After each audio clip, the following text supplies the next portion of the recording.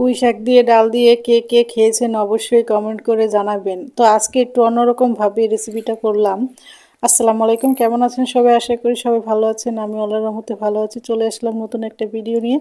আশা করি সম্পূর্ণ ভিডিওটা দেখে সঙ্গে থাকবেন। তো এইখানে আমি একটু শাকের চেয়ে একটু বেশি বেশি ডাল নিয়েছি, যাতে ডালটা একটু বেশি দেখা যায়। তো এইখানে পেঁয়াজ, কাঁচামরিচ আর রসুন কুচি নিয়েছি, আর হলুদের গুঁড়া, মরিচের গুঁড়া, লবণ আমি পরিমাণ মতন দিয়ে দিলাম। আর এই শাকটা একটু ঝাল হলে বেশি ভালো লাগে। যাই হোক, এই তো আমি একটু তেলটাও একটু বেশি করে দিয়ে দিলাম, কারণ তেলটা একটু বেশি দিলে একটু মজা বেশি লাগবে। আর চরচর জাতীয় খাবারে একটু তেলটা একটু বেশি লাগে, না হলে টেস্টটা ভালো আসে না। তা এখন হাতের ছোঁয়া, এখন সুন্দর করে মানে মেখে দিব, যে যত ভালো করে মাখবে ততটাই মজা হবে। তো এই তো এটা হলো জীবনের গল্পের আপার মানে খালাম্মার কথা। মানে এই হাতের ছোঁয়া নাকি অনেক মজার হয়, দারুণ হয়।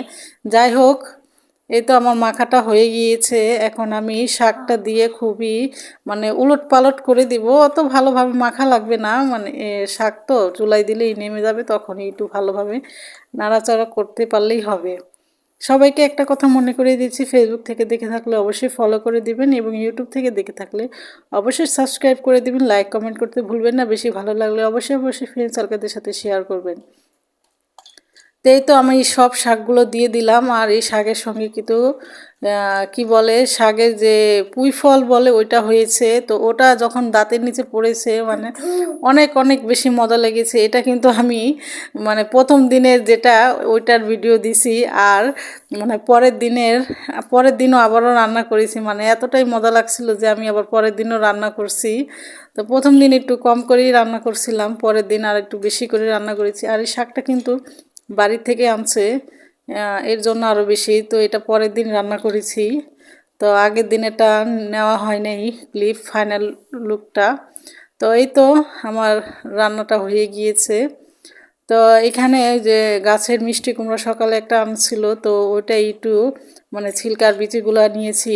অনেক মজার ভর্তা হয়। তো এখানে ওই ওই ভর্তার সাথে মানে দিয়েছিলাম, কি বলে, ধনেপাতা। তো এটা ছিল পরের দিন সকালবেলা। এ তো এত কুয়াশার ভিতরে আমার হাজবেন্ড মানে গাছের পরিচর্যা করছে। যাই হোক, এটা এক ধরনের নেশা। তো এই যে দেখেন কি পরিমাণ কুয়াশা, মানে কিচ্ছু দেখা যাচ্ছে না। এখন কিন্তু 8টা বাজে। যাই হোক, আজ এই পর্যন্তই। সবাই ভালো থাকবেন, সুস্থ থাকবেন।